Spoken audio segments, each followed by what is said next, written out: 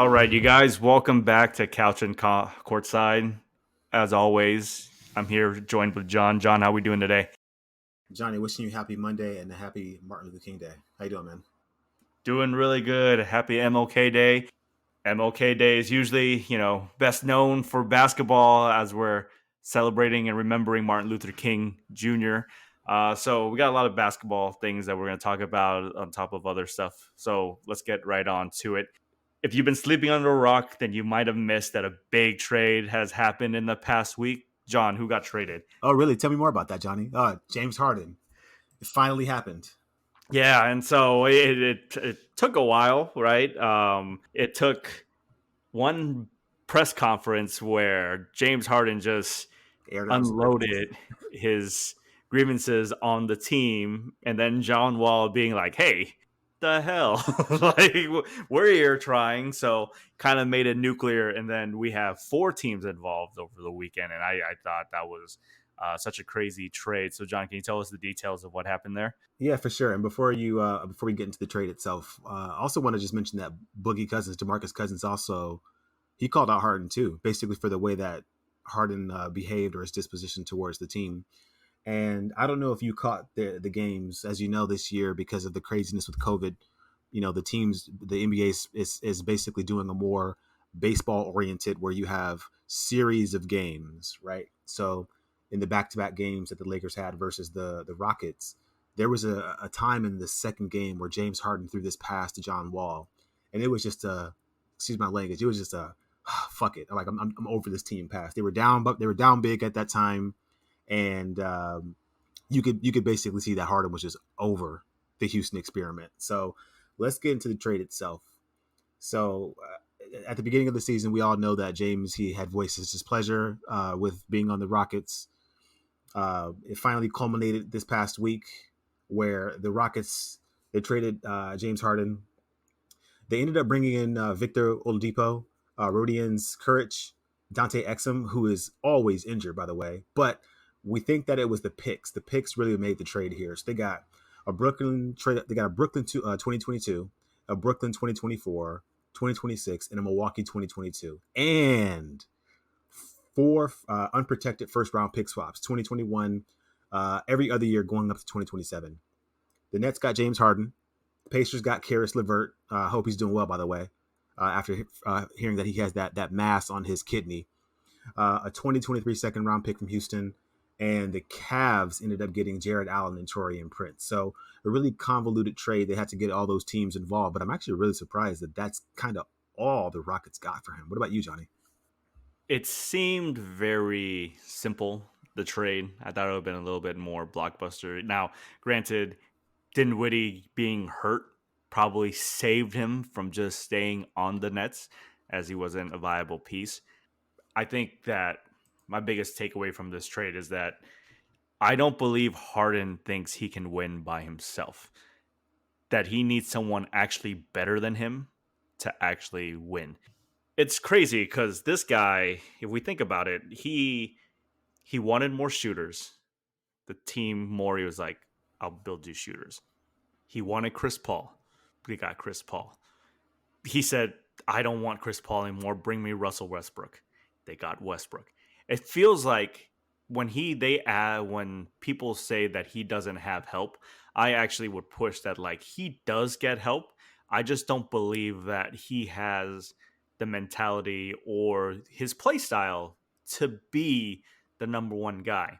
We've seen only two games so far that he's played with Durant. Clearly, between him and Durant, Durant's the better player, and you can see that Harden is actually flourishing as someone that can dish and drive, that wants to facilitate more than score. Part of it is because now people are afraid of him scoring, so assisting people is kind of a little bit easier. But that isn't really the biggest takeaway from that trade. For me, it's actually that Oladipo is going to be in Houston, and I think this actually gives them a fresh start. We know that in Indiana, Brogdon is just he's killing it right now. He's showing that the Bucks have made a very big mistake of not re-signing them because this guy seems like the real deal, one of the top 10 point guards in the league that can kind of take away play defensively, lead the offense, but can get buckets on his own. I'm very curious to see, hopefully, when Levert ever comes back, how he will succeed onto that as well. He'll be back. Yeah. So my, but I guess one of the things that I've noticed is that Matt from the Moral Combat Pod, which you can listen to John argue why Vision should be there, but he's gonna lose that pretty quickly. You guys put my balls in the vice, as Moy Boston would say. Yeah, and he messaged me the headline for the trade, and he thought it was an absolute joke, or why it makes the NBA an absolute joke. And I asked him, I'm like, why does he think that? He's like, because you can now say that money buys everything within the NBA. Money can buy championships. I push back on it a little bit simply because you can do that with baseball as well. The Dodgers won this year, and they have, I think, if not the biggest, top 2 payrolls. So the only sport that I know that can't really do that is football, because just of the way the mechanics kind of work. He doesn't, and I actually agree with him on this fact, which is that he doesn't like the demand of superstars asking for trades. So I'll ask you this, John. My thing is that if GMs can trade and cut people at any time, then players can demand cut trades, or hold out anytime that they want to as well. It's kind of a two-way street. But I think this is a very, very bad precedent that this just happened, because this man signed a max deal 2 years ago. I think he's only on year 2 or year 3 of his max deal, and he decided, screw it, I want to leave. Where is, if more superstars do this, which is rather than demand the trade the year before free agency, which kind of gives it, but now they can do this type of stuff, where is the point when owners are going to be like, then we're just not paying you a long-term deal. Let's just make this happen now. Well, to answer your question, what really makes it difficult is that the owners and the players are kind of in a strange marriage or dance here based off of the collective bargaining agreement, which is coming up again, I think, in 2024, right? Or 2022, pretty soon. And which allows the players to receive, I believe, 51% of basketball related income, and the owners get about 49, or it's like 50.1 or 49.9, something to that effect. But here's the thing: the way that the CBA is set up, it's incentivized to have these owners pay this money to these players so they can keep their teams intact. I mean, let's look at some of the guys who got this money: James Harden, Ben Simmons, Jamal Murray, Russell Westbrook, Rudy Gobert.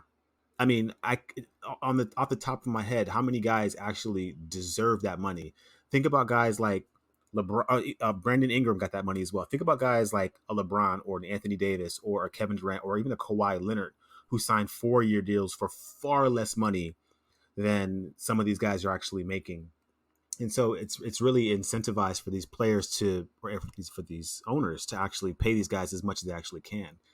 I don't know where the line actually is, because you've got to pay these players, because if you don't have a franchise. It's kind of like that situation with Rudy Gobert that we talked about, I believe, in the first 1 or 2 episodes of the pod, where the Jazz were damned if they did, damned if they didn't, right? Utah is a small market.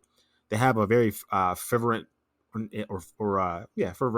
fan base, but they don't have a lot of guys who are willing to and able to come to their team via free agency. I think the biggest free agent they got probably was Derek Favors, who wanted to come back to Utah for some reason, right? You got to pay these guys, because if you don't, then your team basically just languishes. And so what it really breaks down to is location and where guys actually want to play. And to be fair as well, it's only happened with a couple of really high marquee guys who've actually done this and been successful. Anthony Davis comes to mind. James Harden now comes to mind. Kawhi Leonard comes to mind. I mean, these are big ticket players. 2/3 of those players have won championships, both Kawhi as well as Anthony Davis, and it's looking like Harden's going to probably end up winning a championship, if not this year, probably next year or the year after that. So, these. I mean, you have to think back to. I know I'm dancing around your question, but the incentive structure for these players and the owners, first of which is they got to pay these guys, because if they don't, based off of the location of these teams, they're basically screwed, owners, but also the players as well. where you have a situation where rings mean everything. It doesn't matter what you did in your career. It doesn't matter how many points you scored, how many rebounds you got, how many assists you got. If you don't have a ring, your career doesn't have that cap on it. Think about the conversation that we had when Chris was on the podcast talking about Chris Paul and how chasing a ring would actually cement him as, one of the top 5 point guards of all time, just if he gets that ring. James Harden is chasing a ring. And I want to just kind of go back to what you said as well. I don't mean to take up so much time here, but you're right. James Harden has realized that he cannot win as the best player on his team. What he can do, however, is what Kevin Durant did when KD went to Golden State, which is he understands that he's a great enough player that the best player on the team will draw so much attention and has so much gravity that it will basically allow him to just basically go out there and score at whim or at will. So that's kind of where we are right now with the situation. It is very interesting for me to just think about it because it makes me reluctant if I was an owner or GM to hand out these super max or max deals for then my player to then want to just bounce a couple of years after, right? So I hopefully this isn't a trend because I think Harden is the worst case scenario that we've seen. Because if any other superstars do this, I can see owners not paying them at this point. And if that is the case, then really, if they want to be on teams together, now it becomes you're going to have to take less money. And we don't, as much as I love the days of the San Antonio Spurs and how they really were in unison as a team, I don't need players that are like Tim Duncan, who clearly during some of that run should have been the highest paid player on that team, taking massive discounts because they want to keep other. Can I remind you of something as well, Johnny? And this is just the state of the league. Back in 2011, when LeBron James, Chris Bosh, and Dwayne Wade went to the Miami Heat or teamed up in Miami Heat, LeBron James and Chris Bosh were making 14 $4 million per year. James Harden is making 50 $50 million per year. So it's happened before where guys have taken a pay cut to actually come together and join and form a quote unquote super team. And when all history is said and done, I think if you ask anybody basketball wise what they would prefer, they probably would prefer them to actually take a pay cut now so they can build these teams because then we wouldn't be as mad. But since you're getting paid top dollar and then now you're forcing yourself out, that's kind of where a lot of the anger comes from is because they're getting money from one source, but then forcing their way out. And it's like, I don't blame Harden as much because I wouldn't play for Fertitta at all anyway. So whatever. But at the same time, I understand where kind of the anger comes from. Now, that being said, Keith Pompey from the Philadelphia Inquirer, he had this kind of quote where the Sixers thought they had a deal with Houston. Mm-hmm. Basically, none of these teams are going to come out and say it, but Morey wanted Harden back. They had Simmons and Ben Simmons and Matthias Tybal being sent in a trade, and even their agents were informed of letting them know that, hey, get ready to pack your bags. Another league source said the Rockets never called the Sixers back for the counteroffer before making the 4-team deal. Do you think the Rockets would have been better off getting Ben Simmons on their team, or do you Absolutely think the not. trade? Absolutely not. And I'm sorry, I don't mean to interrupt you, but I just want to put that out there right away. The reason why is this: it's simply because of the fact that if you trade Ben Simmons for James Harden, even if you get Matthias Thybulle, what you end up having is a situation where you have both John Wall and Ben Simmons in your backcourt. That is not a backcourt that is going to end up winning games for you. Additionally, if I'm not mistaken, I think that Ben Simmons would have been a free agent in the next couple of years. And so you may have a situation where you're left with nothing, right? Yeah, So you just don't want to put yourself in a situation where you have a backcourt full of non-shooters. I agree with that. I think the Rockets knew they were getting pennies to the dollar, but they made out enough. I think that this can be warrant a win for them, just getting Harden off. But I watched the first game that they only had 8 players in, and they beat the Spurs. It was really close, but I can see with Wall healthy with Oladipo playing, and Christian Wood. I'm telling you, this kid is a double double machine. He's a double double machine. And I am very excited to see what he's going to do now, where I feel like the offense is going to be surrounded by him. Like he's going to be the one initiating a lot of this stuff. And it's crazy because I never thought he was going to be let go by Detroit after the year he had, at least the second half of last year. So I feel like Detroit really let one go. Yeah, I think the Detroit situation had a lot to do with the fact that they knew that they couldn't bring in both him and Jeremy Grant. They couldn't pay both of those guys that money. And let's give it up to Jeremy Grant. That dude is fucking balling right now. They're He not winning. is. They're not winning, but those guys are balling right now. Yeah, but let me make this comment about Christian Wood. I don't understand why he has been let go by so many teams because obviously, like you mentioned, he's an extremely talented player. Double doubles every night. I think he had 30 and 9 tonight, which is Monday, January 18. Both him and both him and Depot had 30 tonight. My concern with him though is that he doesn't seem very tough around the rim, right? He has a lot of finesse, and I remember he said that he was specifically circling their calendar for his matchup with AD because that's the clear analog, right? He probably thinks he is or who he can eventually be is Anthony Davis, but Anthony Davis mopped the floor with his ass, man. And we're not even talking about a player, meaning AD, like being much larger than him physically. We're just talking about this skill difference between those two. It's a chasm right now. He still needs to hone on it. He needs to work on his free throw shooting. He's got to become better defensively as well and not foul so much. And he Mhm. has to be tougher around the rim. Like those are the things that I think that Detroit may have been looking at alongside the situation with knowing the fact they wanted to bring in Jeremy Grant.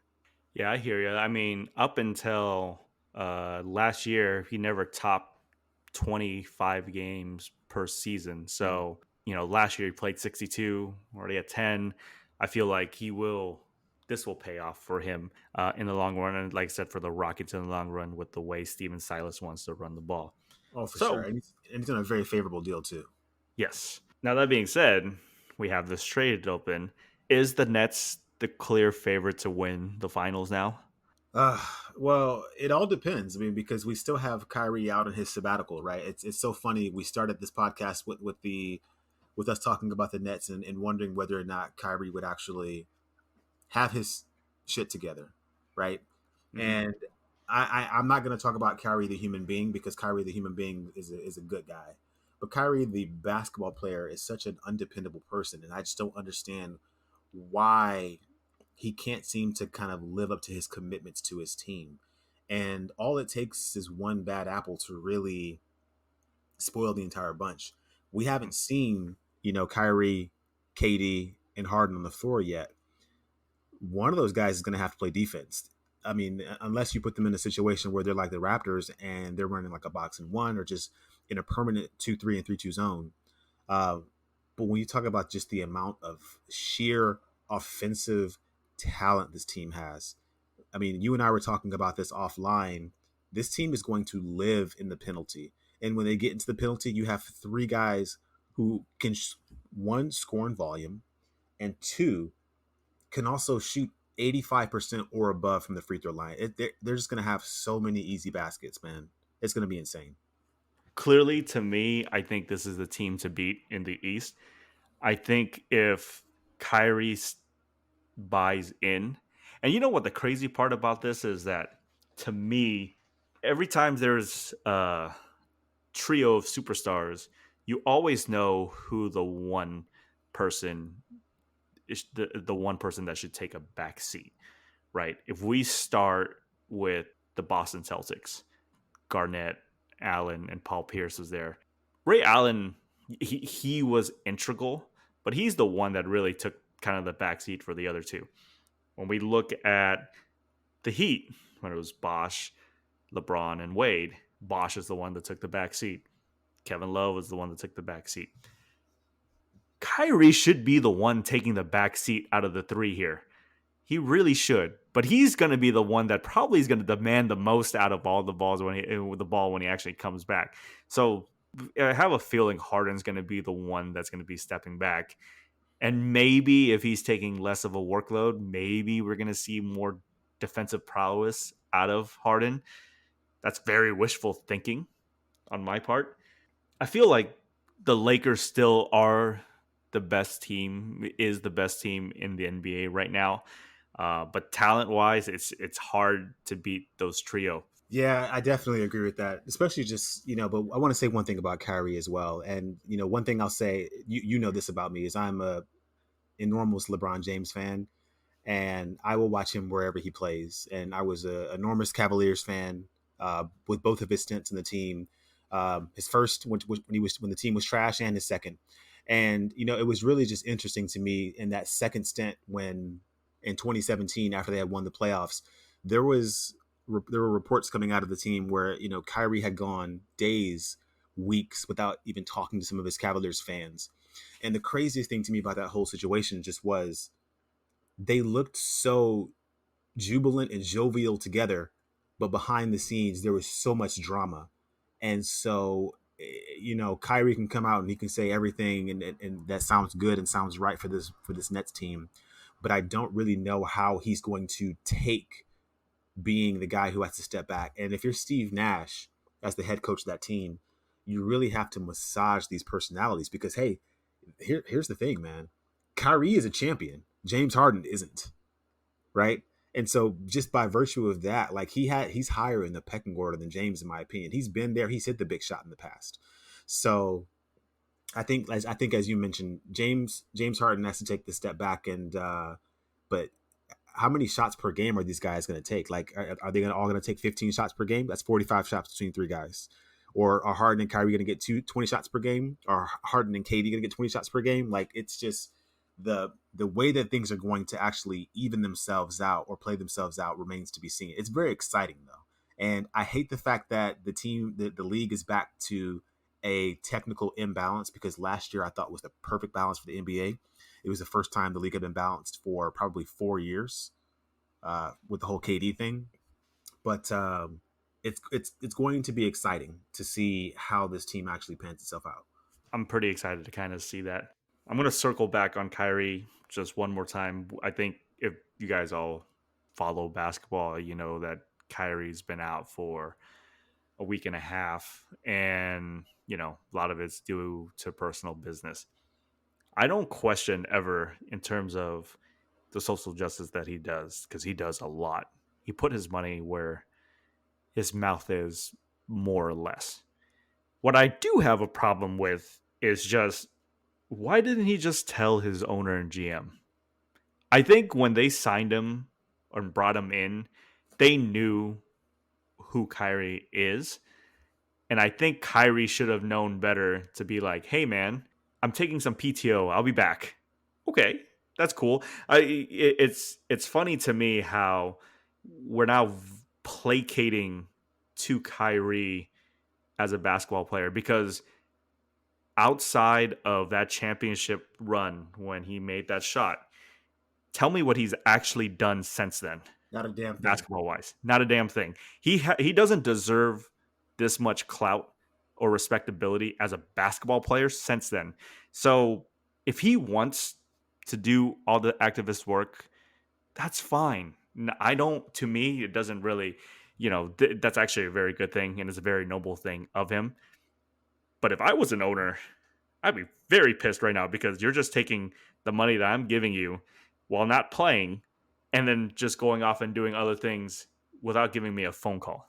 Not just doing other things, but like actively being the guy who's out at a party with his sister for her birthday party, with no mask, in the situation that we have right now in a damn global pandemic. I mean, it's just, it kind of just screams like his head's, again, not in the right place. The kid has all the talent in the world, but it's just always something with him and his teams. And it's like clockwork. You can tell when it's 5, 7, 10 games into the season, and it's like, well, what kind of shit has Kyrie gotten himself into now?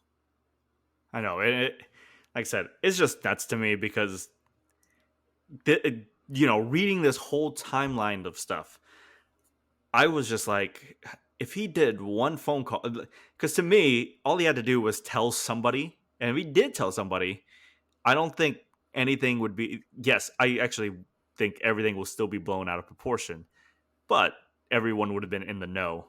Like, it's easier to hear your GM and owner be like, yeah, he told me he'll be back when he's ready. That's fine. We're not worried about that, right? Absolutely. Especially because I think he had a quote earlier this season as well, before the season started, talking about how he was excited to show up to every game and just to do his job. And now he's missed 5 games in a row.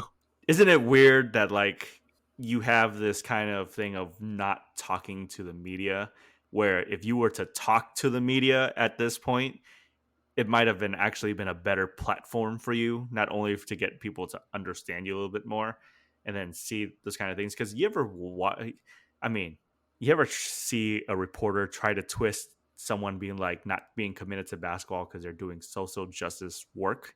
Like, that's a hard story to twist, right? But you didn't tell anybody. Now we just free for all, just writing whatever it is that it happens, and unwarranted distractions that really shouldn't even be there, right?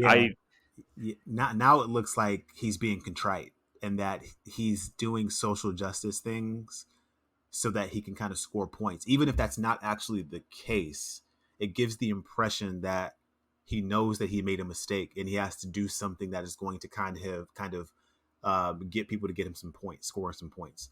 Again, this is purely speculation, but that's what the optics appear to be right now. And that's like I agree with you wholeheartedly. He's putting himself in a deleterious situation that is harming him and his team. We're gonna move on, and we're gonna talk about, I guess I can call this section buy or sell.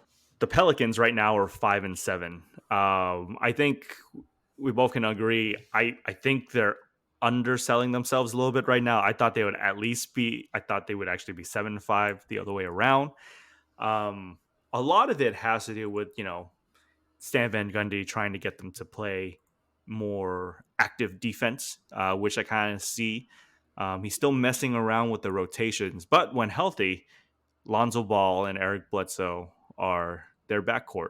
But we're looking at analytics here, and both Ball and Bledsoe combined are the lowest scoring backcourt in the NBA right now. They are also both in the bottom third percentile when it comes to turnovers. So not only are they not scoring the ball as much, they're not, and they're giving up the ball at a higher clip than everyone else. So John, let me ask you: buy or sell? Would you want to keep this backcourt? Hell no. Absolutely not. I mean, here's the thing. The Bucks gave up Eric Bledsoe with not just with the quickness, but like without even any second thought. And bringing in Drew Holiday, I thought was just a really poor decision of them getting rid of him. I mean, he's such a fantastic player. Look at what he's doing for the Bucks right now, meeting Drew. Lonzo Ball, I give all the credit in the world to both him and his trainer for both working on that jump shot and really changing the way that he sees the game and shoots the ball. But no, this backcourt is awful. I mean, let's go back to, if you recall, to everyone out there, this isn't the first time that Eric Bledsoe has been a part of a backcourt with another ball dominant player. If you guys recall, back in Phoenix, he was a part of a trio where it was him, Isaiah Thomas, and Goran Dragic. And did that work? Absolutely not. Sell. If you were the Pelicans, you can't make any trades. You look at their roster. I'll tell you first, I don't think this backcourt works as constituted as right now. To me, Lonzo probably actually works well with the second unit. 100%. I feel like BI, the only good thing Luke Walton has ever done as a Laker head coach was in that rookie year of Brandon Ingram's, is made him play more point. It actually kind of developed early, kind of the ball handling, but the decision making, and you can see it pay off right now when he has the ball in his hands. Having someone like that can do that, you don't need Lonzo Ball out there right now. I think if we were to start, Josh Hart or JJ Redick next to him, I think this can open up a lot of things. I think if you defensively, I'm pretty sure if you started Bledsoe and Hart, that actually might be the better backcourt. Having Ball and Redick come off the bench is actually better for Ball, because now you have a guy that is just running off screens that he can kind of find the better passer and cutter. I 100% agree with you. It comes down to minute management. You always have a situation where one of those two guys are always injured as well, Bledsoe and or Ball. So split them up, to lessen the likelihood or probability of there being injuries with both of them at the same time. They're both distributors, not very good shooters. Josh Hart, as you had just mentioned, and both JJ Redick are far better shooters than both of those guys are. So yeah, I'm gonna 100% agree with you where you have those guys basically kind of run point. We'll move on from here. I think one of the cool things that we were talking about a couple weeks before during Hollywood, we were mentioning Cars and Pixar. John, you've been watching a lot Pixar lately, haven't you? Yes, absolutely. How's Roman enjoying it? He's probably too young to actually enjoy it right now, but he does see the colors on the screen, and it will keep him from screaming for a moment. And as a parent, I love that. Well, that's always good, right? A Absolutely. quick distraction once in a while gets you to reset whatever you need to do for the rest of the time with him. Recalibration, Um, baby. exactly. And so, talk about Pixar a little bit. I One of the big things that Pixar did was they released Soul out onto their streaming platform, Disney Plus. This movie was supposed to come out last Thanksgiving, but it's one of the first ones where they went straight directly to streaming. I just literally finished watching this a couple hours ago since we recorded. I know John watched it last week. How did you feel about that movie? I thought it was a great movie. I mean, and again, we had this conversation offline where it basically challenged your thinking as an adult to where you think that you were made to do something, but really was that really your life choice or your life path? And it really made you stop and think about that. And it's something that it may kind of go over the heads of children, but a lot of times adults watch these movies with their kids, and so I appreciated the fact that it had kind of an adult element to it that kind of made you think. Yeah, I agree with all those sentiments. I really enjoyed this movie. One, the score of the film is something very different and unique, considering that it was a jazz film. At least the facade of it in the beginning was. Atticus Ross and Trenton Reznor from Nine Inch Nails. These guys have scored a lot of different movies like The Social Network, Gone Girl. They do a lot of like kind of like these gritty films, and for them to use their musical prowess on this film was actually very shocking and refreshing.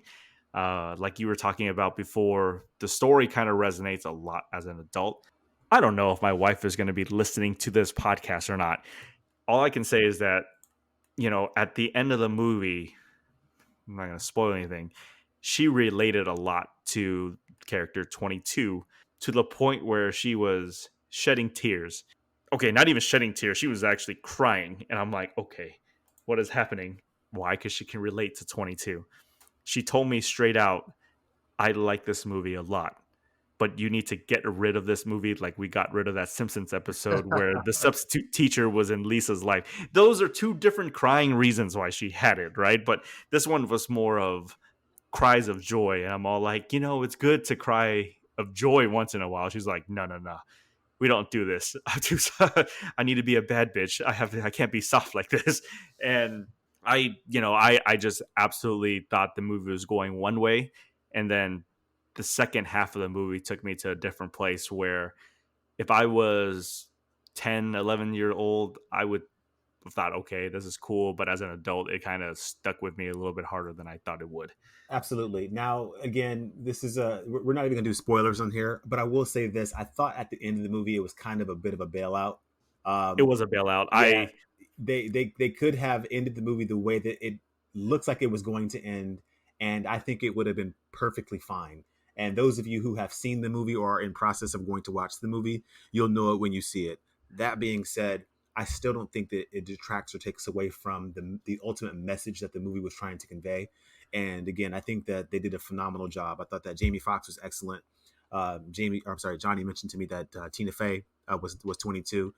Excellent voice acting, incredible animation. The way they were able to use the 2D and intermingling that with the 3D at the same time. Um, and it's my understanding that the guys who directed this movie, they actually did some of Inside Out as well, and you can definitely see some of the influence from Inside Out. Yeah, the two movies Pete Docter done that people have known is Inside Out and Up, and all three of these movies are very emotionally resonant to a lot of audiences, and it makes sense that it's because this guy loves to explore visually different things about our life that I didn't think was possible to do on screen, let alone in an animation format that kids can still enjoy, but it's really more talking to adults. And I thought that was actually really cool to see. And I also think it's really cool that Pixar is now, we don't think, yes, we know that Disney is a part of Pixar, but we don't ever say Disney's Pixar anymore. Like that Mhm. that whole thing has gone off. So Pixar in itself is kind of its own entity, and it deservedly should be. So I'll give you a choice, John. You, for the rest of your life, you can have the catalog of every animated 2D Disney film that's out there, or every Pixar film that's out there. You pick one, the other one doesn't exist. Which one do you take? Oh, to me, it's obvious. I'm going to choose Pixar, and here's the thing: it's going to be my answer is slightly biased, not only by the fact that a lot of the Disney movies that the 2D Disney movies that came out way before you and I were born, but also because of the fact that a lot of those movies are more catered towards young girls, right? They're princesses, and so they really didn't have a whole lot that really captured a young boy or a young adolescent boy's attention when you first saw 3D for the first time, right? I mean, it just blew your damn mind. I mean, and just knowing what we know now about the fact that they worked with Apple, and Apple was a minor investor in Pixar. I think that the stories that they've been able to develop, the just the sheer scope and breadth, the wideness of the variety of stories they've been able to develop with Pixar, far outshines anything that Disney has made, especially in the recent years. I mean, think about the fact that most of the things that Disney makes nowadays, when it comes to the princesses, everything is basically a rehash of what they made in the past, right? Mhm. So I would say Pixar all day. And what are your thoughts on that? It's really hard because I think Pixar, I would say that if you had to give one up or the other, as of right now, I would give up the Disney animation ones and Mm-hmm. pick Pixar. Mm-hmm. But I also don't have a kid yet. Because if I did, I actually probably might pick Disney.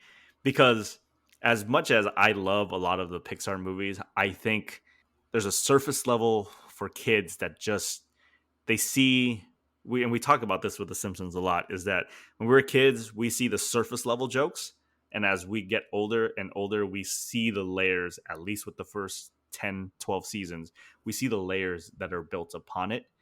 I think as an adult, when it comes to Pixar, we see every facet of it. Mm. But if I was a kid, I don't know if I get anything beyond the friendship of Woody and Buzz, right? Well, Johnny, let me do this. I'm going to push on you a little bit. So let's kind of look at the catalog of Disney. And again, I understand again that we're speaking from a male bias perspective here, but kind of give me an idea of what film kind of comes to your mind.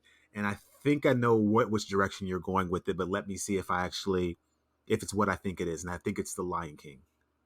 Oh yeah, Okay. that's the hardest shit to give up. Okay. Let me tell you, Lion King, um, kind of cemented me. I'm like, oh, you can actually tell great stories with animation that just doesn't have to be all cartoony and kitty. Now, same thing goes with Beauty and the Beast Mm-hmm. as well. Mm-hmm. Um, like I said, there was a lull in the middle portion before the second Disney, this golden age renaissance, little lull before now, because the movies that came out now, Wreck-It Ralph is a gem. I think that movie knew what it was going in to do, and if you're a Let, gaming fan, let me co-sign that. That movie is phenomenal. yeah. And so that's one of the best things Disney animation studios have done in Yeah. a while. Yeah. It's hard to give up that Renaissance age, which is, like I said, Lion King, Beauty and the Beast, Little Mermaid, Hunchback of Notre Dame, Tarzan, um, You're showing your age, man. Mulan. You're showing your You age, man. know, Okay, so let me that's let me say this as well. Three of those five movies that you just mentioned have all been turned into live action films as well. correct. It goes to show just the level of, well, we don't really have a whole lot to pick from or choose from anymore. There's not a whole lot of originality in Disney any longer, and that's why, again, why we're seeing the rehashes. Mulan, Lion King, Cinderella, Little Mermaid. There was one, Beauty and the Beast. All five of those films have received a live action reboot or remake, and it's because they're basically cash cows.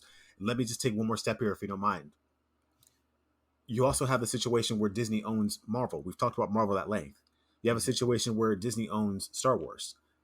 They own The Simpsons, right? They own Fox, 20th Century Fox as well. They have put themselves in a situation where they want to vertically integrate themselves because now they own all of the content. And the reason why they're doing that, if they felt that their back catalog or their Renaissance movies, Golden Age movies were so good to stand on themselves, they would have had no reason to go out and purchase these additional IP. And the fact that they went out and purchased these additional IPs speaks volumes to me as a consumer and as a person who studies business, that they recognize and realize the fact that, hey, we need to get some additional content in here because what we have isn't going to be cutting it for the long run. But if we just stick with the catalog, if you're just sticking with the content of the movies, right? I totally agree with you that. But I think the perspective really is that if constituted now, I understand more of the adult themes that is underlying in every Pixar film, even in Cars. Those I hate the Cars series, especially Cars 2. At least Cars and Cars 3, I get where the underlining tone is where adults can pick it up. It, that thing is not present in the animated studio films, but at the same time, for kids to kind of understand that base level first, I would probably pick that catalog. It's trust me, if I had to give up one movie between Pixar and Disney, it's going to be very hard for me to give up Lion King straight out. Like knowing that if I pick the Disney or the Pixar catalog and I'll never get to watch Lion King ever again, that's a little bit harder than the other way around. I don't know, man. If I never had to watch Lion King again as an adult, I think I'd be okay with that. Like if my son, if he sees it one time and it expires, I mean, I'm probably okay with that. I hear you and I see where you're coming from because again, I don't want to discount the how legendary their animation studio was, and I hated the way that Disney Animation Studios kind of went out with a whimper, not a bang. With Treasure Island, which I think is a criminally underrated movie, such a fantastic movie with Michael J. Fox.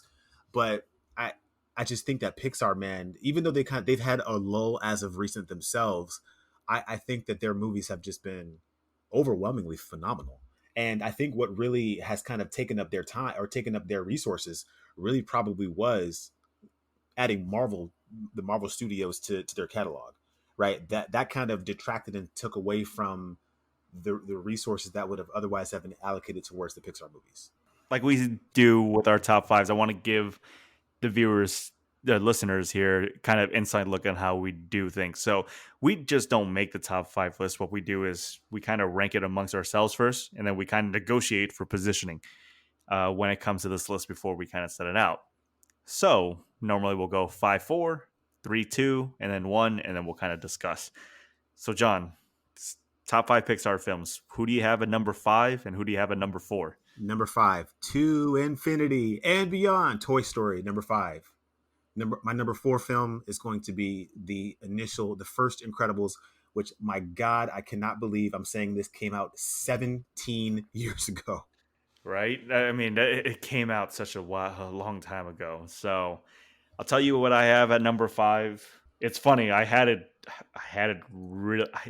so close to being sold in here, but The Incredibles I have at number 5. Okay.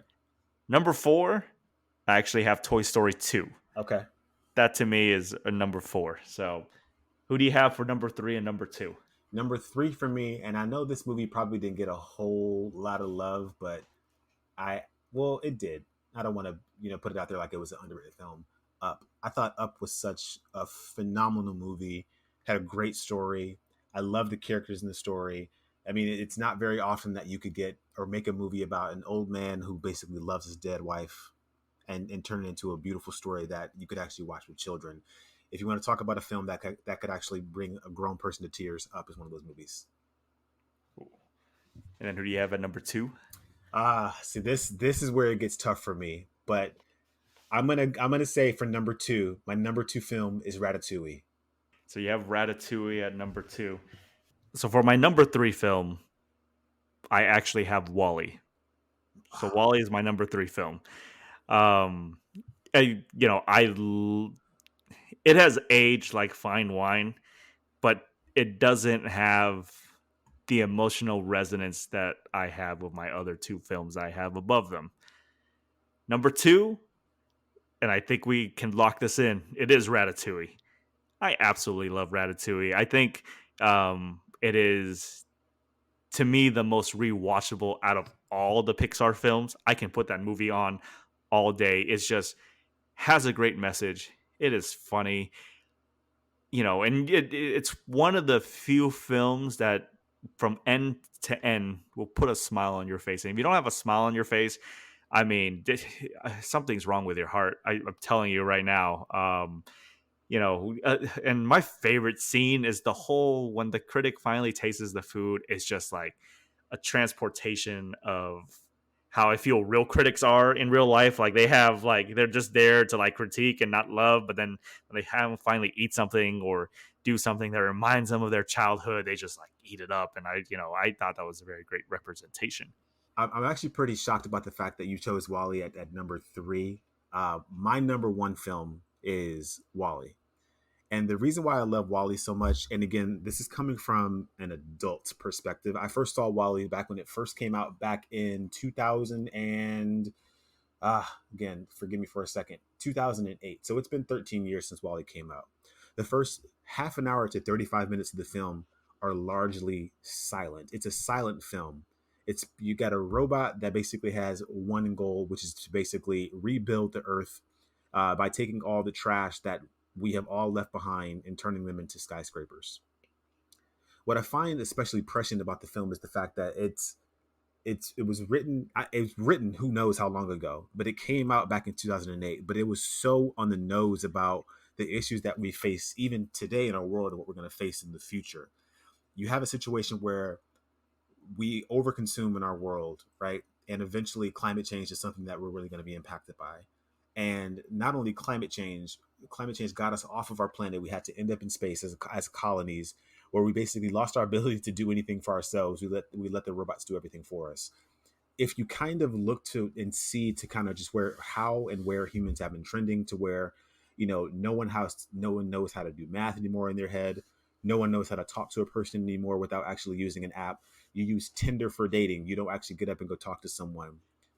It was just so, again, I'm going to use the same word, it was so prescient and ahead of its time that when I rewatched it last week, it still spoke to me in the exact same way that it did 13 years ago. And I found it just to be wonderful and just the way that it told its story. And it was so beautiful as well that it was about two robots that aren't real. And yet you still felt this connection. All he wanted was for Eve to hold his hand. And we've all felt that basic need of just togetherness. And that's why I find Wally is my number one film. But the reason why I don't have it at number one is because Toy Story 3 to me is the best movie that Pixar has ever made. One, it is to me the best out of the three in that trilogy. I'm not going to count four. Four is like an epilogue. This was like four doesn't really exist to me, but we stick with the three. It's the best out of the trilogy because it's the best written one out of all the three. It coincides with the childhood. If you were me, you were a kid when you watched Toy Story. You were a teenager when you watched Toy Story 2. And then you were a adult or a college kid when you watched Toy Story 3. And the story that kind of resonates, especially with the toys, about how, you know, yes, these guys have all these emotions, feelings, but the idea that like they feel like all their friendships are about to end. The idea of not wanting to let go of one another. There's this crazy part at the end. Spoilers. If you guys haven't seen it, that's your own fault at That's this your point. Go problem. see this movie. Yeah, this movie's been out for 10 years. You should have seen it by now. My biggest thing, and it really still kind of remember it watching in the theater, was like they were trying to save the toy, one of the toys, and then all of them ended up like getting pushed close to the incinerator. And Woody's trying to like get Lotso Bear to kind of pull him up, and so that way he can kind of save everybody. And Lotso Bear was like, "Screw you!" And all the toys were holding on to each other. And you see this fiery incinerator coming in, and I'm like, "Oh shit!" Like, I know that's not how the movie is going to end. Like, I get it, why? Because it's a Pixar movie, but that's the beauty of this film is that it made me forget for a second, and I'm like, oh crap. And you get the emotion signs like, man, these are the toys I've never realized how much value that I put into them without this whole trilogy that's happening. The voice acting is pitch perfect. It is excellent. Right. You know, Tom Hanks and Tim Allen are Woody and Buzz. Like, you can't replace them. And to me, if we talk about best movie trilogies ever, it's in the top 5, if not the top 3, right? I think the only people that will argue with me that are better is Lord of the Rings trilogy and the original Star Wars trilogy. Everything else can be up for debate, and I think that's where it comes in, right? Because one, it ended on a great note. Now that you guys heard what top 5 is, this is where we kind of negotiate. I think from the list that we've just mentioned, Ratatouille is locked in at 2. Yes. I think that we have that kind of locked in at 2. You have Incredibles at 5, right? I have Incredibles at 4. 4, that's right. And then I had it at 5. You had Up at 4, and I had Toy Story 2. Let me make an argument for Toy Story 2, okay? Toy Story 2, when we think about comedy, it is the funniest one out of all the Pixar films. Because I think they just treated that film as like a straight up like comedy. Especially at the end. It's like one of the few Pixar did this earlier, and then they kind of stopped doing it, where like they did the whole Jackie Chan montage where like you get to see the blooper reels, even though it's like, oh, these are toys. They did that with the first Toy Story. They did that with A Bug's Life, which I thought was kind of interesting to do. But I'm willing to give up the Toy Story 2 slot that I have at 4 to put Incredibles there. Okay. I'm willing to do that. Okay. So if we accept that, so if we put Incredibles at 4, we have Ratatouille at 2, that gives us 3 spots left.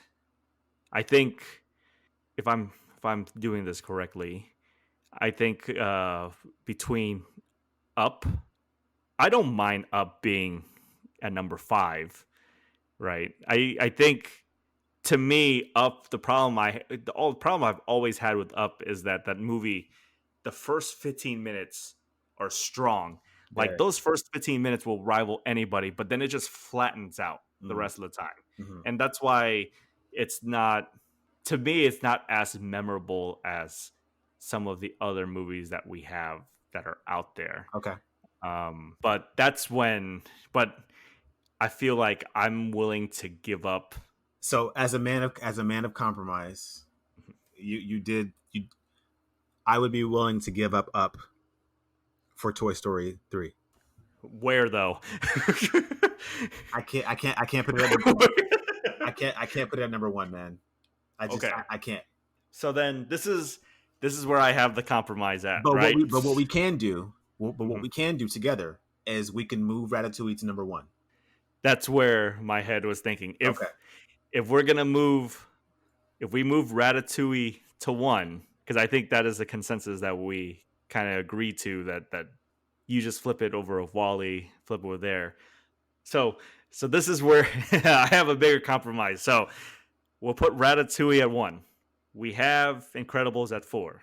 So at least 5, 3, and 2 slots. Okay. I'm willing to give WALL-E the number 2 spot. Okay. And have Toy Story 3 at the number 3 slot. Okay. If we cut up and we put Toy Story 2 at 5. Oh man. That's where my trade is happening. Because if that doesn't happen, then sell me on 2 versus 1 though. Sell me on 2 versus 1. I mean, the fact that they get their lives in number 1, they meet Sid in number 1, they meet the dogs in number 1, they meet the aliens in number 1. You meet the kid for the first time in number 1. I think the payoff is just better in that movie. So sell me on number two.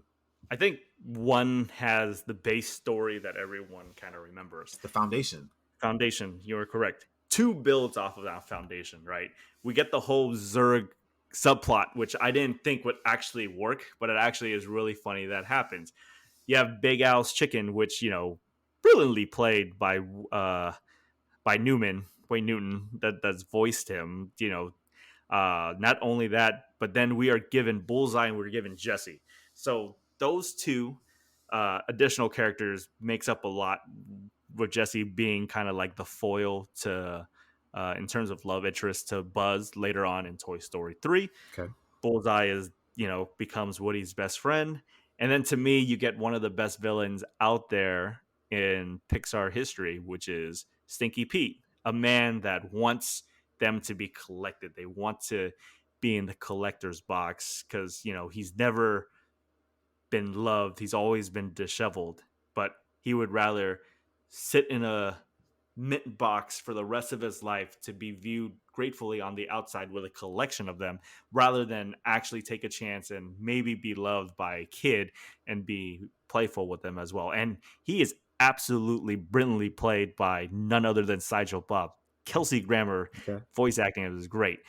On top of that, and you think that's funny because I tell that is kind of like the story subplot plot line, but to me, it is the funniest film because they have a lot of gags that work. The fact that, Buzz, one of the funniest moments is like Buzz goes in, he gets tied up by regular Buzz, and then now you have like two Buzzes, the one that recognizes that he is a toy and the other one is still believes he's light force officer that goes there as well. I love Toy Story 2. So then I would then ask you, why should Up make the place over Toy Story 2? Oh no, so I think we were agreeing on 1 versus 2, right? No. So yeah, well, that would be the agree with, if you were putting 1 or 2. Gotcha. I would wholeheartedly put 2 over 1 because I think it just plays up a lot on kind of the tropes. But so let's just recap. We agree on Ratatouille, we agree on WALL-E, we agree on 3. And okay, I see what you're saying now. So because what I'm saying is we agree with Ratatouille at number 1. I think that's the one we have. We agree that Incredibles should be number 4. Okay, 4. I know you want WALL-E at 2. I would give you Toy Story 2 for Up. Okay, I would definitely give that. All right, so that means we've locked all the positions, which helps me a lot. That means I got 2 movies in, but I sacrificed 2 spots up there. but that's fine. So that's kind of how that is. You win some, you lose some. Exactly. Before we end all this, I just want to let you guys know, thank you again for listening. We really do appreciate it. If you guys ever have any comments, suggestions, likes, we're always on Twitter. You can follow John at JSpeed04. You can follow me at JNo11. Follow this podcast at Couchin Courtside Pod. We also have an Instagram that goes there as well that you can kind of check out. So as we end each episode, we always have our top 5. Who's your top 5? So, John, who do we agree to as the top 5 Pixar films that we've seen? All right, starting from 5 to 1, we have Toy Story 2 at number 5. At number 4, we have the original Incredibles. Number 3, we have Toy Story 3. At number 2, I can't believe I'm doing this, I have WALL-E. But because of how special of a film it actually is, number 1, we have Ratatouille. What an amazing film.